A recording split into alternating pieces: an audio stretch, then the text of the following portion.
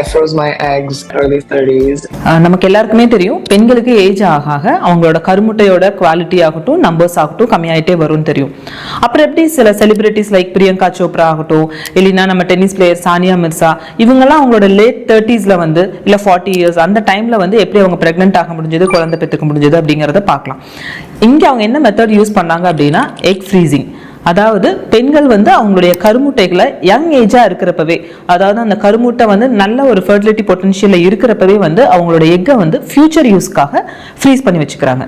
இதுதான் வந்து egg freezing. இது யாரெல்லாம் இதை யூஸ் பண்ணலாம்? இது வந்து ஒன்லி செலிபிரிட்டிஸ்க்கு தானா இல்லை அவங்க தான் இதுக்காக யூஸ் பண்றாங்களா அப்படின்னா அப்படி கிடையாது. எக் ஃப்ரீசிங் அப்படிங்கிறது வந்து முதலா வந்து இப்போ கேன்சர் நிறைய பெண்களுக்கு வந்து சின்ன யங் ஏஜ்லயே வந்து பாத்தீங்கன்னா கேன்சர் வந்துருக்கு. ஸோ அவங்களுக்கு வந்து அடுத்ததான் அவங்க ட்ரீட்மெண்ட்னு போகணும்னா கீமோதெரப்பி ரேடியோ தெரப்பி போகணும் இல்லை ஓவரிஸ்ல ஏதாவது சர்ஜரி பண்ணணும். இந்த மாதிரி இருக்கிறப்ப அவங்களோட எக் வந்து அஃபெக்ட் ஆகும்.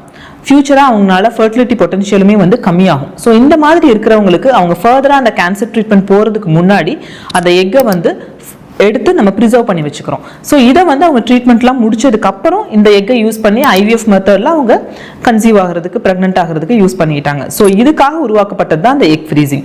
ஆனால் இப்போ ரீசெண்ட் இயர்ஸ்ல வந்து பார்த்தீங்கன்னா நிறைய சோஷியல் காசஸ்க்காகவும் இதை யூஸ் பண்றாங்க. அதாவது பெண்கள் வந்து இப்போ எல்லாரும் அவங்களோட கேரியர்ல வந்து நல்லா செட் ஆகணும், ஃபினான்ஷியலா வந்து அவங்க ஒரு ஸ்டெபிலைஸ் ஆகணும். ஸோ அதுக்கப்புறம் வந்து ஃபேமிலியை பிளான் பண்ணிக்கலாம். இந்த மாதிரி நிறைய ஐடியாஸ் இருக்கிறப்ப வந்து அவங்களால அதை பேலன்ஸ் பண்ண முடியாது. இல்லை ஃபேமிலி பிளான் பண்ணணுங்கிறப்ப அவங்க ஒன்னா கேரியரை விட்டுட்டு வர்ற மாதிரி இருக்கும்.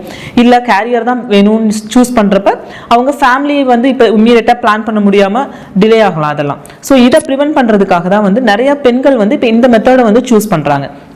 அதாவது அவங்களோட யங் ஏஜ்ல நல்ல ஃபெர்டிலிட்டி பொட்டன்ஷியல் இருக்கிறப்பவே அவங்க வந்து அவங்களோட எக்கை வந்து வெளியே எக்ஸ்ட்ராக்ட் பண்ணி அதை ஃப்ரீஸ் பண்ணி வச்சுக்கிறாங்க.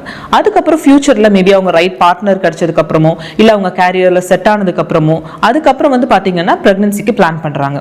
ஸோ இந்த விதத்துல வந்து இப்போ எக் ஃப்ரீசிங் ரொம்பவே பாப்புலர் ஆயிட்டு வந்துட்டு இருக்கு.